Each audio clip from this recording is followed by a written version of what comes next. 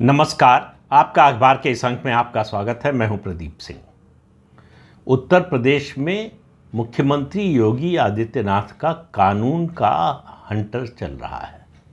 वो जितना बड़ा काम कर रहे हैं उसको समझने में भारतीय जनता पार्टी के नेता और कार्यकर्ता भी अभी मुझे लगता है असमर्थ है। उन परिवर्तनों को जो वो काम कर रहे हैं, जिस तरह के कानून बना रहे हैं, उसको अगर युगांतरकारी कहें तो अतिशयोक्ति नहीं होगी।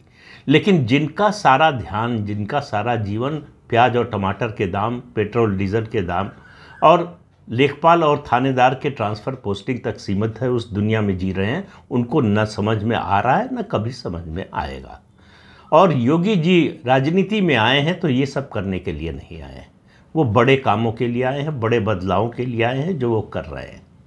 आज आपको 5 उन ऐसे कामों की, ऐसे कानूनों की, ऐसे आदेशों की सूची बताता हूँ। उससे आपको अंदाज़ा लगेगा कि योगी जी कितना बड़ा काम कर रहे हैं। सबसे ताज़ा जो कानून है उससे शुरू करते हैं।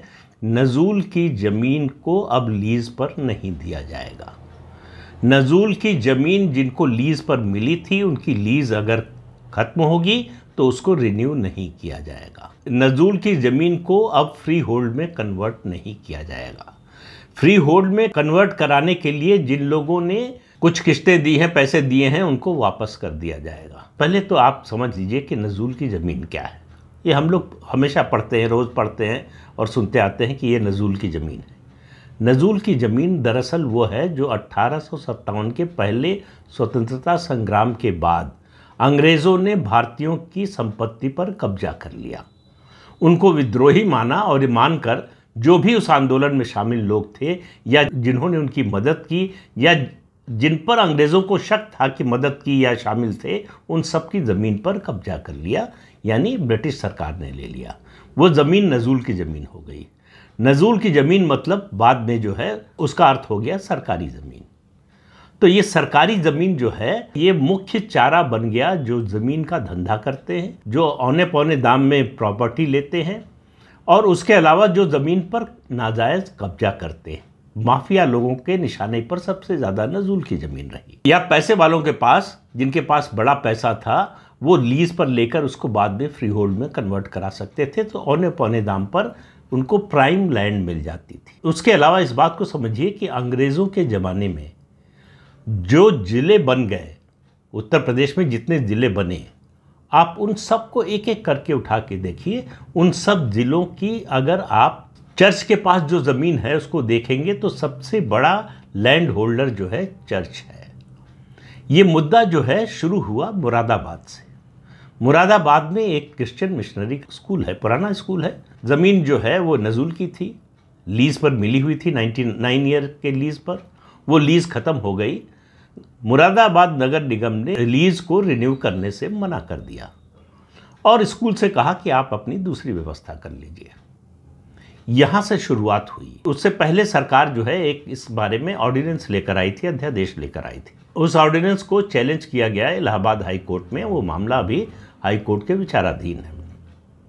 इस बीच में सरकार जो है वो विधेयक लेकर आई और विधेयक जो है वो विधानसभा से पास करा दिया, एक्ट बन गया है। अब ये कानून बन गया है। तो हाई कोर्ट में जो मामला लंबित है, मेरे हिसाब से जितनी थोड़ी बहुत जानकारी है मुझे कानून की, उसके हिसाब से वो याचिका जो है वो इनफ्रक्चुअस हो गई, वो निरर्थक हो गई, क्योंकि वो ऑर्डिनेंस के खिलाफ थी। अब एक्ट बन चुका है, कानून बन चुका है। अब इस पर दृश्य अगर आपने देखा हो उत्तर प्रदेश विधानसभा का, तो बड़ा विचित्र दृश्य दिखाई दिया। कुछ बीजेपी के और अपोजिशन पूरा इसके खिलाफ है। बीजेपी के लोग क्यों खिलाफ हैं? और बीजेपी के लोग और अपोजिशन के जो सबसे प्रमुख वक्ता थे वो सब इत्तेफाक से या तो प्रयागराज के थे या उससे संबंधित थे। बीजेपी के 2 विधायक सिद्धार्थनाथ सिंह और हर्ष वाजपेयी, इन 2 लोगों ने बड़ा पुरजोर विरोध किया इस विधेयक का और कहा कि इसका नुकसान होगा।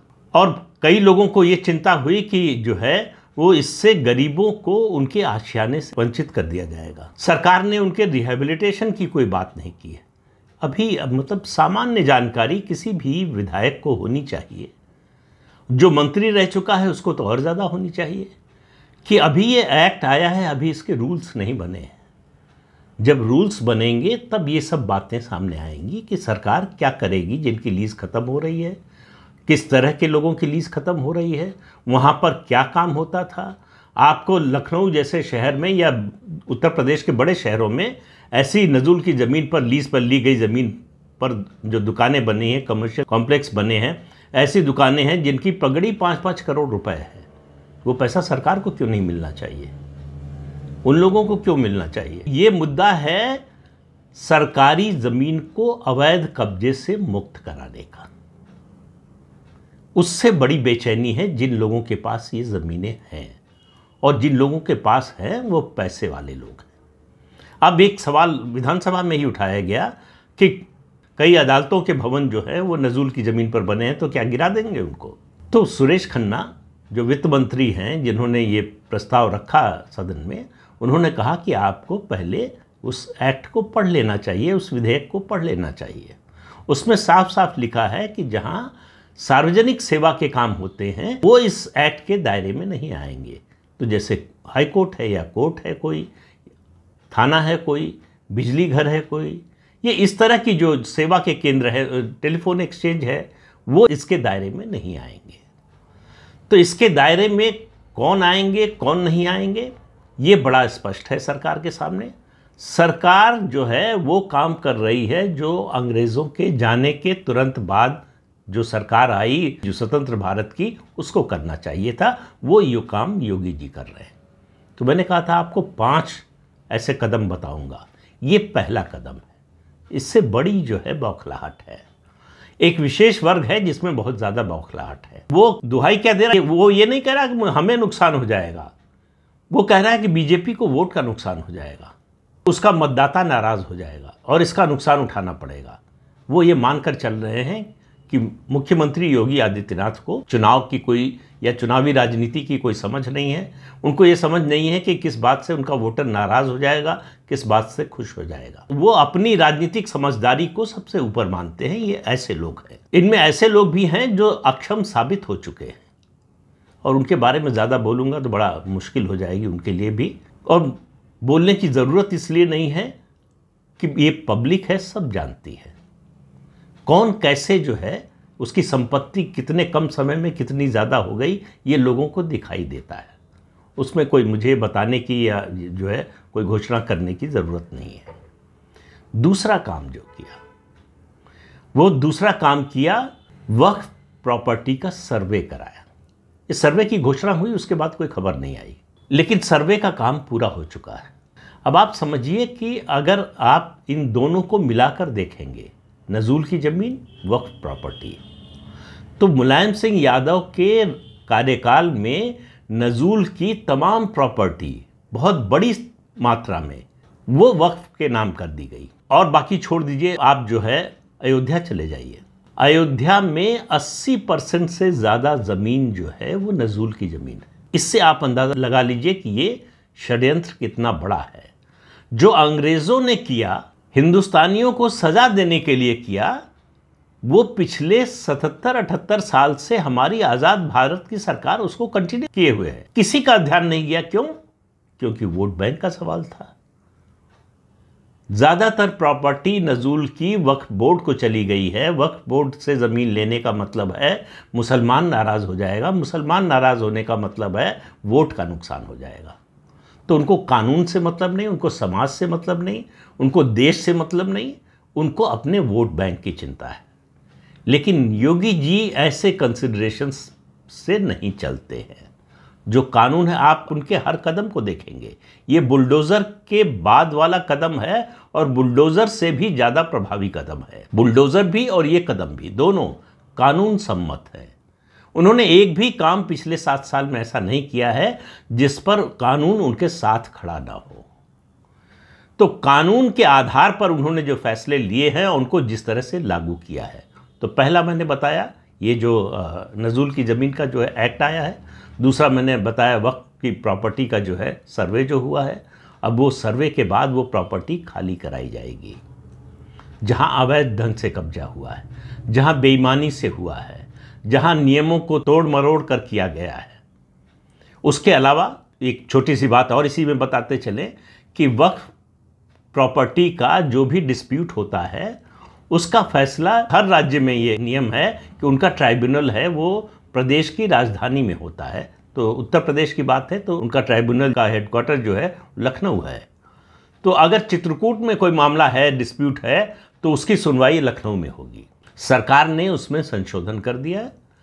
अब अगर किसी हिंदू का मामला इन्वॉल्व होगा, उसमें हिंदू की प्रॉपर्टी का, हिंदू का पक्ष होगा उसमें, तो उसकी सुनवाई उसी ज़िले में होगी। और वह ट्राइब्यूनल किस तरह का बना है इसके बारे में मैं पहले बता चुका हूँ। उसमें सब मुसलमान होते हैं, हिंदुओं का कोई प्रतिनिधि नहीं होता है, और वही सुनवाई करते हैं, वही फैसला करते हैं, उनका फैसला अंतिम होता है, उसको कोर्ट में चुनौती नहीं दी जा सकती। ये सब अलग मुद्दा है, इस पर अभी नहीं जाएंगे। इसके अलावा तीसरा काम उन्होंने किया, 8000 अवैध मदरसों को नोटिस दे दिया, जिसको लेकर अभी जो है all India Muslim personal law board के प्रतिनिधि मुख्यमंत्री से मिले थे।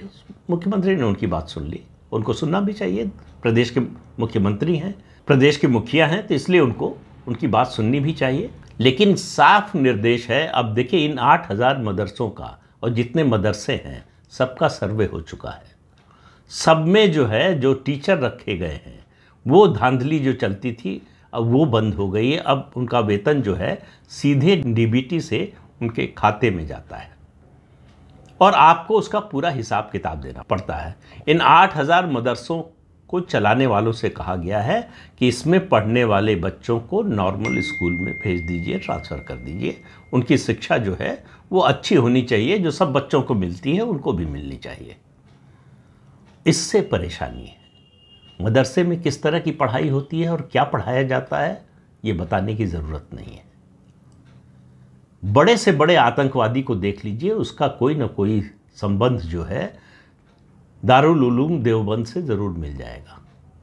और एक बात और बता दें आपको, लखनऊ में जो नदवा है वो भी शायद नज़ुल की ज़मीन पर है, तो सरकार उसे भी खाली करा सकती है। तो प्रदेश भर में जितने नज़ुल की ज़मीन जो वक्फ के कब्ज़े में चली गई है और जो चर्च के कब्ज़े में चली गई, इस बात को ध्यान रखिए। उत्तर प्रदेश में, बाकी देश के और प्रदेशों में भी हो रहा है, अभी उत्तर प्रदेश की बात कर रहे हैं। उत्तर प्रदेश में बड़े पैमाने पर धर्म परिवर्तन का काम हो रहा है और उसमें चर्च बहुत सक्रिय है। और दुर्भाग्य की बात यह है, चर्च के उस काम में सबसे ज़्यादा सहयोग हिंदू दे रहे हैं। उस पर नकेल कसने के लिए कोई जो है गैर कानूनी तरीका नहीं अपनाया सरकार ने, पुलिस भेज के धमकी नहीं दी, कानून बनाकर जो कुछ काम हो रहा है वो काम हो रहा है। अंग्रेज़ों ने जिस ज़मीन पर कब्जा कर लिया था भारतीयों की, उससे अगर सरकार छुड़ा रही है तो किसी के पेट में दर्द क्यों हो रहा है? जाहिर है उनका कुछ वेस्टेड इंटरेस्ट है, जाहिर है कि ऐसी ज़मीनों पर उनका भी कब्जा है, जाहिर है कि ऐसी ज़मीनों से वो दशकों से लाभ कमा रहे थे। चौथा काम जो योगी जी ने किया, अभी हाल ही में किया है, वो है एंटी कन्वर्जन लॉ। हालांकि एंटी कन्वर्जन लॉ मतलब धर्मांतरण विरोधी कानून वो 2021 में लाए थे, लेकिन उसमें संशोधन किया गया है। और ख़ास बात क्या है उस संशोधन की? ख़ास बात यह है कि उसको ये संशोधन किया गया है, जो नई भारतीय न्याय संहिता बनी है, नया कानून बना है देश का, सीआरपीसी और आईपीसी को हटाकर, उसके संदर्भ में। इसलिए उस कानून का प्रभाव और ज़्यादा होने वाला है। तो लव जिहाद के खिलाफ और धर्मांतरण के खिलाफ दोनों पर बड़ा हमला है ये योगी सरकार का। इन दोनों प्रवृत्तियों को रोकने के लिए, इन दोनों अभियानों को, इन दोनों बल्कि मैं कहूँगा अपराधों को रोकने के लिए ये बड़ा कदम उठाया गया है। और पांचवा काम जो कांवड़ यात्रा से शुरू हुआ, कांवड़ यात्रा के मार्ग में जो नेम प्लेट लगाने का उनकी सरकार ने आदेश दिया, और मुझे पता नहीं क्यों लग रहा है, कोई जानकारी नहीं है, कि जल्दी ही इस पर भी कानून आने वाला है। एक बात जो सुप्रीम कोर्ट ने कही कि भाई अगर ऐसा ही है, आप चाहते हैं, तो आप ये कानून पूरे प्रदेश के लिए क्यों नहीं बनाते? तो मुझे लगता है कि योगी जी के अधिकारियों ने और उनके वकीलों ने इस बात पर ध्यान दिया होगा, और ये योगी जी के नोटिस में भी आया होगा कि ये रास्ता खुला हुआ है पूरे प्रदेश में इसको लागू करने का। ये जो नाम छिपाकर, पहचान छिपाकर, चाहे संबंध बनाने की बात हो और चाहे व्यापार करने की बात हो, इस प्रवृत्ति पर रोक लगनी चाहिए, क्योंकि जब आप नाम छिपाते हैं, अपनी पहचान छिपाते हैं, आप बदनीयती से काम कर रहे होते हैं, आपकी नीयत साफ नहीं होती है। तो ऐसे लोगों को सज़ा मिलनी चाहिए और सज़ा कानून से मिलनी चाहिए। तो उसके लिए कानून बन गया है। तो ये जो 5 बड़े कदम ताबड़तोड़ योगी सरकार ने उठाए हैं, जो देखिए 75, 76, 77 साल से जो कुछ चल रहा है उसको बदलने में समय लगता है। और उसका रेजिस्टेंस देखिए कि नजूल लैंड का जो विधेयक लेकर उत्तर प्रदेश सरकार आई है, योगी सरकार आई है, उसका विरोध करने वाले बीजेपी के भी विधायक हैं। तो इस वेस्टेड इंटरेस्ट के नेक्सस को समझिए, वो केवल गैर भाजपा दलों तक सीमित नहीं है। मुलायम सिंह यादव की सरकार में जिस तरह से वोट बैंक को, और वोट बैंक कह रहा हूं तो मुसलमानों को जिस तरह से खुश करने के लिए कानून बदले गए, कानून तोड़े गए, जिस तरह से उनको लाभ पहुंचाने की कोशिश हुई, उसमें बदलाव जो है केवल भाषण देने से या केवल ये बात कहने से, लोगों को बताने से नहीं होने वाला है। उसके लिए कानून बनाना ज़रूरी है, जो योगी जी कर रहे हैं। और जब मैं ये वीडियो बना रहा हूँ उसी समय एक बहुत अच्छी खबर आई है कि कृष्ण जन्मभूमि के मामले पर हिंदू पक्ष की जो याचिका है उसको इलाहाबाद हाई कोर्ट ने सुनवाई के योग्य मान लिया है। इसका मतलब क्या है? इसका मतलब सीधा सा ये है कि जिस तरह से ज्ञानवापी के मामले में सर्वे हुआ था एएसआई का, वैसे ही कृष्ण जन्मभूमि के बारे में एएसआई का सर्वे का आदेश जल्दी ही आ सकता है। तो ज्ञानवापी के बाद अब अगला मोर्चा जो है वो कृष्ण जन्मभूमि पर खुलने वाला है, और कानूनी तरीके से खुलने वाला है। ये किसी आंदोलन के जरिए या कानून में कोई संशोधन करके नहीं हो रहा है। जो वर्तमान कानून है उसी के तहत हो रहा है और अदालत के जरिए हो रहा है। तो इसकी वजह से एक बड़ा वर्ग है जिसमें बहुत बड़ी बेचैनी है, और ये बेचैनी आने वाले दिनों में बढ़ने वाली है। तो इन कानूनों के जरिए जिस तरह का बदलाव योगी जी लाना चाहते हैं, मेरा मानना है कि ये 1947 के बाद जो सरकारें बनी उनको करना चाहिए था। ये देश जो है वो कानून से नहीं, वोट बैंक के कंसिडरेशन से चलता है। और फिर कह रहा हूँ, बार बार कहता हूँ कि इसके सबसे बड़े दोषी हिंदू समाज के लोग हैं। अत्याचार करना जितना बड़ा पाप है, उससे बड़ा पाप है अत्याचार सहना। हम बड़े बड़े दावे करते हैं कि हमने किसी पर हमला नहीं किया, हम बहुत सहिष्णु हैं, हमने किसी के खिलाफ हिंसा नहीं की, लेकिन हमने हिंसा लगातार बर्दाश्त की है, उसको सहा है। ये भी बड़ा अपराध है। तो योगी सरकार जिस तरह से सुपर एक्शन मोड में है, उसका असर आपको पूरे प्रदेश में, और इसका माहौल पूरे देश के माहौल को प्रभावित करने वाला है। तो देखिए आगे आगे होता है क्या। तो वो शेर है ना, इब्तिदाए इश्क है रोता है क्या, देखिए आगे आगे होता है क्या। तो इंतज़ार कीजिए। तो इस अंक में इतना ही। अगले अंक में फिर मिलेंगे किसी नए मुद्दे के साथ। तब तक के लिए अनुमति दीजिए। आपसे अनुरोध है कि चैनल देखिए, शेयर कीजिए, लाइक कीजिए और सब्सक्राइब जरूर कीजिए। नमस्कार।